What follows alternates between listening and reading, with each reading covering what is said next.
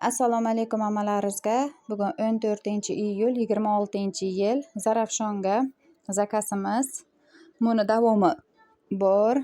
4 ta 2,5 metrlik ko'rpachamiz, 2 ta 2 metrlik ko'rpachalarimiz, zamoglik zakasimiz, lablubacha, bezakcha, hamma cho'klarimiz polni Averlodan chiqqan. 2 ta lo'ylamiz, mana ichki cho'klarini ko'ringlar, chappa holatida turibdi. 4 ta yostiqchalarimiz, razmerini o'zlari aytganlar. Zamoglik, ichki qoplarini o'zim qilib olaman deganlar. Sovg'asiga bitta dasturxonchamiz tayyor bo'ldi. Mana hamma ishlarimizni akkuratni qilib Averlodan chiqarib, klientlarimizga yoqishi uchun chiroyli qilib tayyor qilamiz. Mana ko'rib baho beringlar.